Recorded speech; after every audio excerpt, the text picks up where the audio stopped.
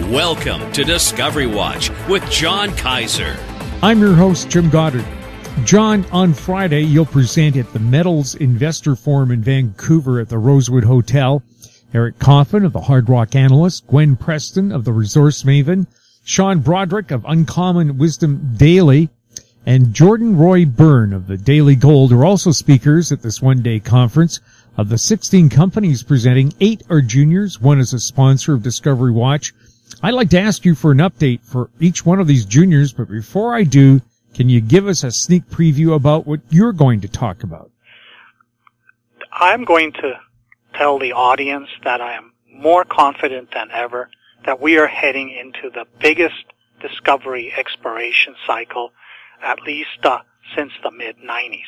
Now, I think it could be biggest ever for the junior sector because I'm very confident that Novo Resources and its WITS 2.0 story in the Pilbara region of northwestern Australia is going to be confirmed in the next 6 months. So in my talk, I'm going to give an overview of why, whether they want to own it or just sit on the sidelines and watch, Novo Resources Corp is the biggest story on the scene. It has the scale to go beyond just being a local freak show where that Purdy's Reward and Comet Well, they outline maybe 5-10 million ounces of medium to high grade gold that allows the stock to go to $5-10 and be bought out. It has the potential to replicate what began in 1886 in South Africa when the Witwatersrand Reef was mined and or discovered, and since then 1.6 billion ounces have been mined, and 1 billion ounces still exist. If something like this were discovered today by a junior, it would be such an off-scale discovery that it would attract tremendous money into the space. And because there is an army of naysayers and skeptics, as Novo starts trending higher, there will be many, many sellers who sell too soon. And as they sell too soon and watch the stock go higher and higher, they will take their profits and they will recycle them in other junior stories. We don't need Novo to become a WITS 2.0 scenario. If it does, it becomes an all-out redemption of the Briex betrayal from the mid-90s. But even if it doesn't, we are still heading into a discovery exploration story. Gwen Preston kicks off the first session, and one of her picks is GT Gold. When we last talked about GT Gold, they had released the first round of core holes. The stock is up today. Is the market expecting new results? Well, GT Gold is an example of a story that could, deliver a fundamental success that inspires the market. It's in the Golden Triangle. It's a brand new target. We've talked about it several times. It emerged from glaciers that retreated and exposed rock. The company has done a fantastic job providing graphical information about the nature of the target. Even as they continue to drill, they give us sections, not just of the holes for which results have been reported, but holes that have been drilled for which results are pending, and where they outline those segments of the hole where the XRF unit indicates that pathfinder elements associated with the gold-silver mineralization in this epithermal system is present. So they are making it very easy for investors to anticipate what is the meaning of results that are just around the corner. Now, today, the stock jumped 40 cents to close at 267. In my view, this means that we probably have another round of results coming. The results that are potentially very stimulating are the 2 holes that they drilled in the Saddle North IP anomaly. This is at a lower elevation than the Saddle South anomaly. It is one where they could continue drilling longer into the season than they can with Saddle South, where they started their work. They've only reported 8 of 36 holes so far. All but 2 of those are from the Saddle South zone. So we could get more holes that are down structure and a long strike from the Saddle South zone. We will be getting a continuous stream, but what we will really be looking for is that the Saddle North zone, which has similar scale, delivers also these high-grade intervals of, up to 2 to 3 ounce gold over mineable widths. So this would double the tonnage footprint of the Saddle South zone, and this could put us in that 5 million ounce plus gold high grade dream zone. So a discovery like this could certainly inspire broader market interest in discovery exploration. Jim Pettit's Abin Resources, another one of Gwen Preston's picks, which is also a Discovery Watch sponsor. The stock has started to break out. Is there a discovery in the making? Abin Resources is a collaboration between two distinct groups. One of them has a lot of promotional background, and the key people there, in my view, are CEO Jim Pettit and Jordan Trimble. The other group comes more from the technical side of the market, and that's headed by Chairman Ron Lenlitsky and Tim Termundi. Their exploration VP is Cornell McDowell. What they have done is assembled a number of projects in Canada, the most important of which is the Forest Kerr project. Now, this thing is in sort of the southern part of the Golden Triangle. It's a 3 to 4 kilometer wide strip of claims that runs north-south about 30 kilometers. It covers a valley that straddles a north-south running fault. This property was explored in the wake of the SK Creek discovery in 1989, when that entire area was staked wall to wall, and Murray Pesum was, reigning the roost through Calpine. Ron Netolitsky was part of Stikine Resources, which owned 50% of the SK Creek discovery. The focus back then was, wow, we didn't know that volcanogenic massive sulfide deposits and enormously enriched with gold and silver were present in this region.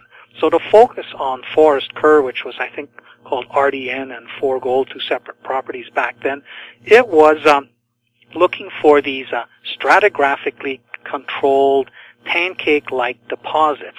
And they did hit high-grade copper and gold in 2 zones about 4 kilometers apart, the Carcass Creek and the Boundary Zone. But it didn't really hang together, and they quickly realized, no, this is not a VMS system, and they moved on. And these targets have been left largely unexplored since then. Well, what Abin has done, it's gone in there to revisit this and said, no, these are structurally controlled epithermal systems that cross-cut the stratigraphy, just like they do with GT Gold's saddle zones at the Tatoga project, somewhat farther north in the Golden Triangle. So they have just drilled 2,500 meters with 9 holes. One of them looked sexy enough that they have sent it away for rush assay. I talked to Jordan Trimble today, whom I managed to track down in London, where he's at a nuclear energy conference. I asked him, hey, are we going to see some results in time for the show on Friday? He said, no chance. Even the rush assay can't make it by then. The labs are so backlogged. We're hoping to start getting results in a week or so and get enough of them so that we can put all the sections together and sneak back in there and get another round of holes into this target before the snow shuts everything down in late October. So in my view, this story is emerging as a potential new discovery, and even though the company is a sponsor of Discovery Watch, it definitely merits being included as a Discovery Watch Junior, which I will monitor ongoing from here. We'll have more Discovery Watch with John Kaiser right after the break. Glens Technologies owns and operates Glens Pay, a disruptive mobile payment technology now live in 16 cities in Canada and about to launch in the U.S. With revenues up 664% in the last quarter, Glens Technologies has the potential to be a worldwide leader in an industry projected to grow to $1.3 trillion in 3 years. Glens Technologies stock symbols are GLNFF in the U.S. and GET in Canada. Find out more at glenspay.com.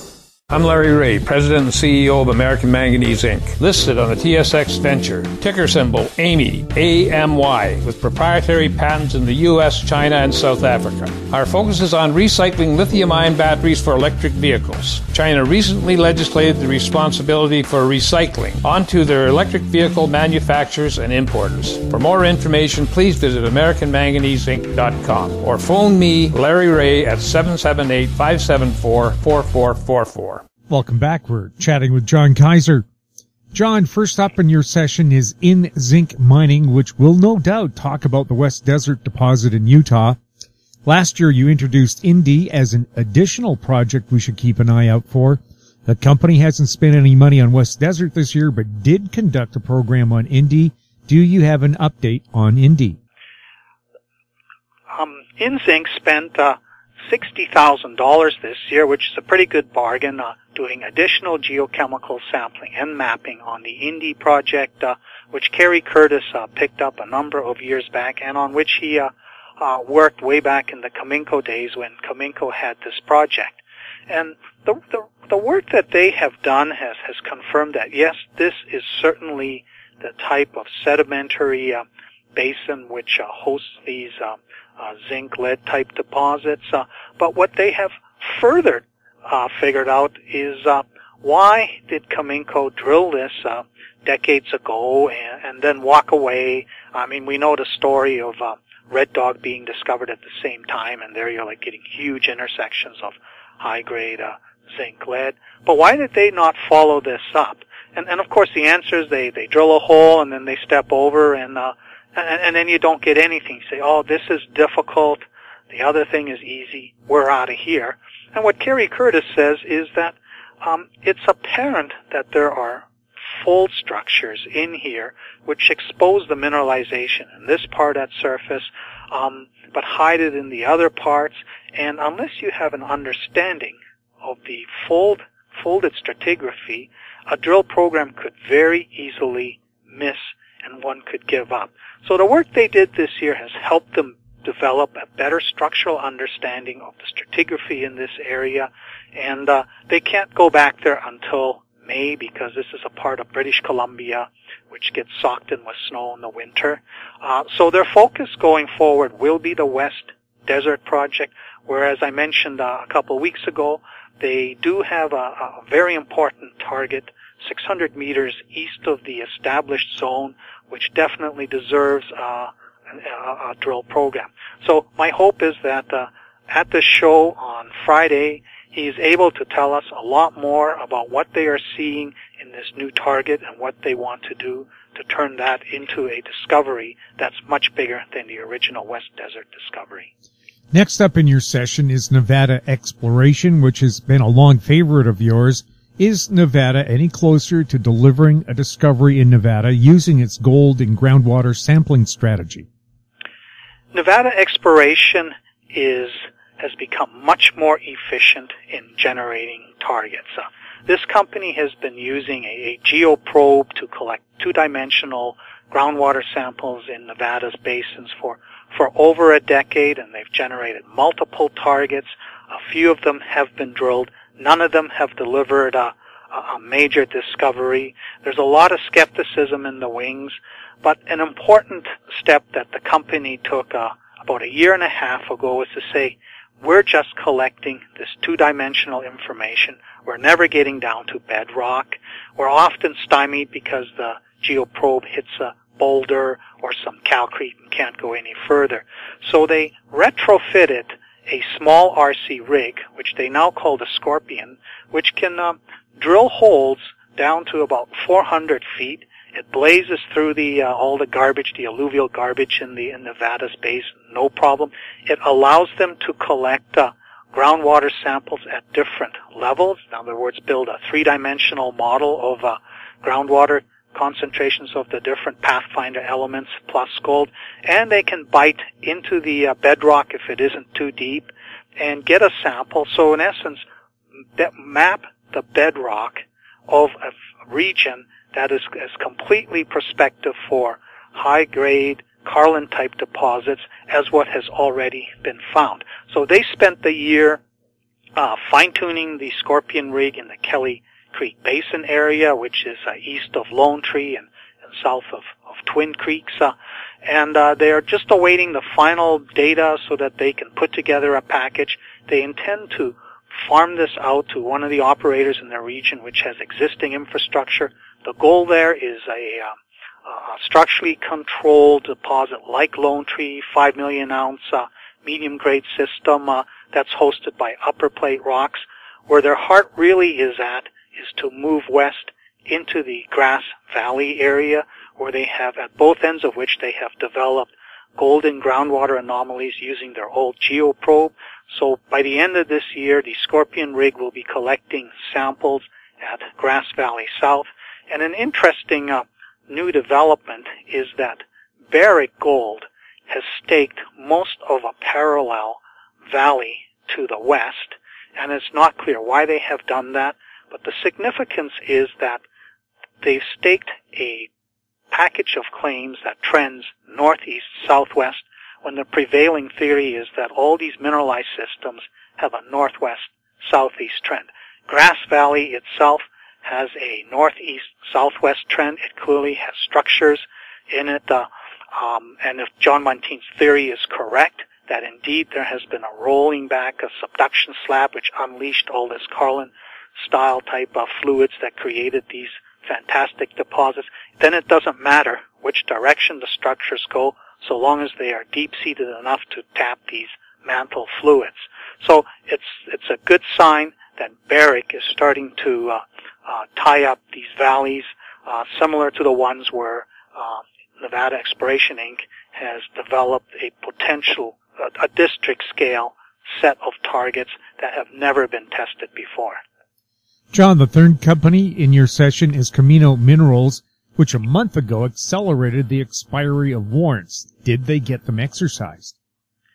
It would be a very sad thing if a stock trading at 40, 50 cents couldn't get 25-cent warrants exercised. So perhaps no surprise, they did report that every single warrant got exercised.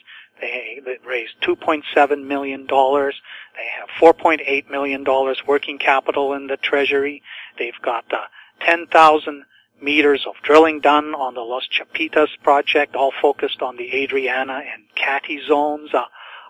They have drilled 35 holes. They are drilling more. Only 19 holes have been reported. So it's possible we might get news from them in the next few days. Certainly at the Metals Investor Forum where Camino is presenting, I'm hoping to sit down with Ken McNaughton and have them go through of where they think the zones are all going and what they are seeing as the guides as to where they should focus their drilling next. They've also reported that they have signed a community or an access agreement for the Atajo target in the western half of the property with the local community. That's a requirement for them to get the drill permits, which they now think they'll have in October. So they'll also be tackling the Atajo copper target in the western part of the Los Chapitos project. The final company in your session is Ventus Mining, which you recently recommended as a bottom fish and made a Discovery Watch company. Do you think the audience will be intrigued by the similarity of its Pardo Paleo Placer project in Ontario with that of Novo in Australia? Well, whether they'll be intrigued by the similarity, I don't know, but what they will be intrigued by is the relative cost difference. The Ventus Mining Corp just finished raising $1 million. It's the only $1 million they have. They do have strong backers in the form of Rob McEwen and Eric Sprott. Eric Sprott did not kick in any more money in this most recent financing, half of which McEwen used to increase his position to lock him in as the biggest shareholder of it. The difference between the Pardo Paleo Placer project and Novo's Caratha project is the Pardo project covers a fairly small piece of real estate, which is a window in the Huronian basin called a Cobalt Embayment in Ontario, where conglomerate beds probably exist all over the place, but they're under considerable cover rock, and until one proves that in the Pardo Arrow, that which has been block faulted up so that it's exposed is indeed an economic target, nobody's really going to try for the rest of that. Novo, in contrast, has 10,000 square kilometers, and my recent review of all the information about the Hamersley Basin relative to the Pilbara Craton on which it exists, Quinton Hennig has done a pretty good job of tying up all the reasonably deep or not deep land where these conglomerate beds are potentially present. I like Ventus because it is tackling the problem which Novo is also now tackling. And how do you measure a relatively thin bed of conglomerate in which the gold is distributed in the form of nuggets? And I think as Novo continues to evolve, it will capture the public's imagination, and perhaps even those people that I mentioned earlier that sold Novo way too soon are going to end up discovering the Pardo project of Ventus and recycle their capital into that story, which will give it a much bigger market cap to enable it to raise the serious capital needed to properly measure a system that is very similar to a diamondiferous kimberlite dike. Closing thoughts from John Kaiser when Discovery Watch returns. Arctic Star Exploration, operated by a team of proven mine finders, is focused on diamonds in Finland and the Northwest Territories of Canada. A work program is planned for our Finland property that contains diamond-bearing kimberlite. Arctic Star trades on the TSX Venture Exchange, symbol ADD, and the Frankfurt Exchange, symbol 82A1. Please visit our website at arcticstar.ca or call us at 604-689-1799. I'm Brian Fowler, president of Blind Creek Resources Limited, listed on the TSX Venture Exchange, ticker symbol BCK. Blind Creek is focused in the Yukon, Northwest Territories, and British Columbia. The company's key property is the Blend Project, one of the largest undeveloped lead-zinc-silver deposits in Western Canada, plus plans to advance the recently acquired, fully permitted historic engineered gold mine in the Atlan District of Northwestern BC. Check us out at blindcreekresources.com. Welcome back. John, Eric Coffin's session starts after the lunch break. His first company is Ventus Mining, which is working on the Pegmont Zinc project in Australia. How is Pegmont progressing? Well, work is continuing faster than management had expected when they published their resource estimate in late June. However, the market momentum in the stock has since then stalled as investors consider, okay, you've published a resource estimate, you've shown us that there's about 9 million tons of open pittable ore and another 3 million tons of underground ore, and you've indicated that you would like to boost this to 13, 15 million tons so that you can support a 3,000 ton per day open pit mine that runs for at least 10 years, and the work that you're doing now to a large degree is infill drilling. That makes you more in the feasibility demonstration category because your goal is to produce an updated resource estimate by the end of the year, and then you'll spend the first half of 2018 producing an economic study, a PEA, which will tell us what this is worth and set the stage for a buyout by one of the key operators in the region, either South 32, whose Cannington operation needs some high-grade feed, or Chinova, whose mothballed Osborne facility could be brought back to life with ore trucked from the Pegmont system. But this is kind of unfair because the company is doing some step-out drilling, which could add to the overall tonnage footprint of Pegmont. A lot of the infill drilling is either going to tackle parts of the system that could not be included in the resource model because the drill density was inadequate, and it could also drag up the grade of the system because in some areas where density was too low, the grades were simply averaged, and of course they would have been averaged downwards, so the resource grade may be understated somewhat. Now, the company, I think, is going to start reversing this sort of funk that it's in. the 50 million warrants that were sitting there at 10 cents as a huge overhang, that has been whittled down to 30%. Not too long ago, a third party did a deal with RCF, bought 6 million of those warrants for 14.5 cents and exercised them. So in essence, they've bought a chunk of the company at an equivalent price of 24.5 cents where the stock is currently. Management seems to be a little bit nervous about this party and what its agenda is. But as far as the rest of the shareholders are concerned, anybody with that type of interest in this company bodes well for next year, when the idea is to end up auctioning off this company to one of these parties in this region, or if they can somehow build the resource even bigger, perhaps somebody might think it's worth developing as a standalone operation. Another Discovery Watch Junior and Eric Coffin session is Colorado Resources, which just reported results for the first round of drilling on KSP. Where does Colorado go from here? Well, Colorado has initiated Phase 2 drilling, another 7,500 meters of drilling, following the 8,100 meters of 40 holes, which it has just completed on the KSP project, which is in the Golden Triangle. And there they are following a number of gold systems. They just reported some results. Only 20 of the 40 holes drilled have been reported so. And the market turned out to be a little unhappy today with the results.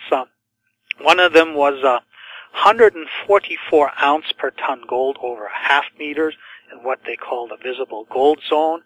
And the other was the opposite end of the spectrum, 195.4 meters of 0.43 gram per ton gold and 0.11% copper in the Camp Porphyry target, which is a bit to the southwest of the visible gold zone. Now, the market's unhappy because the long copper-gold intersection is not quite high enough for the threshold that people think is necessary for an open pit mine in the Golden Triangle. And the high-grade snippet, while it's a fantastic high grade, seems to be so far not supported by any structural zone additional results. So people say, well, when you do step-out drilling and that get more results, this high-grade result will probably vanish. So the market is not putting it quite on the same parity as they are the Saddle South zone of GT Gold, which is farther to the north. Colorado just managed to raise $7 million in August through a combination of flow-through and common shares. They are adequately funded to continue. And one of the things that I suspect others, because I myself am very interested, will be doing on Friday at the Metals Investor Forum is asking Adam Travis a lot more about his Kinaxan project, which is due west of the GT Gold's Tatoga project. And the Saddle North and the Saddle South zones have an east-west orientation. They seem to be associated with a regional zone trending this. And right now, if you're looking for anything interesting that might arise from the GT Gold discovery, it would be the Kinaxan project of Colorado. So for now, we will see them finish the program on the KSP and see if they get results that can be stitched together into zones where you can start putting numbers together. And at the same time, people will starting to look forward to next year, by which time we should have a much better understanding of what the Tatoga project of GT Gold is all about and what might be on the adjoining ground of Colorado. Defiant Silver is a Discovery Watch Junior at a bottom fish pick of yours that's presenting in the session of Jordan Roy Byrne.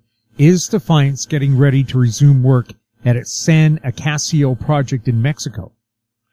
I recently talked to Bruce Winfield, who recently was replaced as CEO of the company by Roy Bonnell, who is a financial type, an accountant type.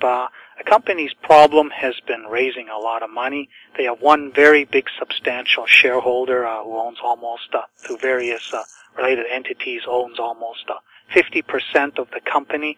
And it's been quite a frustrating year so far with Defiant Silver. Last year they had momentum when they were drilling the 1,200 meter segment of the San Acacio system where the old workings were, where they were looking for chutes that were missed, and also chasing them further down dip to try and put together some sort of 25 to 50 million ounce silver resource that could become the basis for an underground mine. What they wanted to do next was step eastwards along strike into the 800-meter segment where the zone it sort of tilts deeper, and there is cover rock there. Previous operators have drilled in this area testing for a bulk tonnage system, but they did not intersect the mineralization. There's younger rocks present, but they do know that it is present. Some shafts have been sunk into it. But the problem with this type of system is it is a series of chutes associated with jogs in the vein system, and if you don't quite get into that area of the chute, you get pretty mediocre results. And if you're dealing with 100 meters of cover rock, for the old-timers, that was a bit problematic. When I talked to Bruce, he indicated that money is coming in. They now have all the permits in place for this project. So they could hopefully be in the next month or so, start drilling in this area. And this would all be brand new mineralization, never mind such as in the first 1,200 meters. And he also indicated to me that they have all the community access agreements with the ejido that controls the 3,500 meters of further eastward projection. And that's the part of the story that is really why Defiant Silver is a Discovery Watch candidate. Bruce says they still have to do a fair bit of targeting work, because when you permit these drill pads, you better know where you're going to put them, because they do not give them away lightly. So they hope to come up with some more geophysical surveys and come up with some holes that are going to be strategic to help them understand where does this vein system, where is it exactly located as it projects eastward, and then set the stage for what would be a huge discovery delineation program if they can confirm that this 3,500 meters of continued San Acacio vein is indeed high grade, such as the 200 million ounces that were hauled out from the portion to the northwest. Are there any new Discovery Watch candidates that are presenting at the Metals Investor Forum? The last company to present is VR Resources Limited, which is also a company that I just adopted as a bottom fish recommendation in the 20 to 29 cents range. Now, this is a classic discovery exploration story. It is headed by Mike Gunning and Darren Wagner. They've been associated with Hathor Exploration and Alpha, which was part of the Fission Patterson Lake South discovery and got absorbed. These several deals they've been involved in the last 5 years have generated $1.3 billion worth of takeover bids. And for the last 4 years, they have had a private company that has been exploring in Nevada.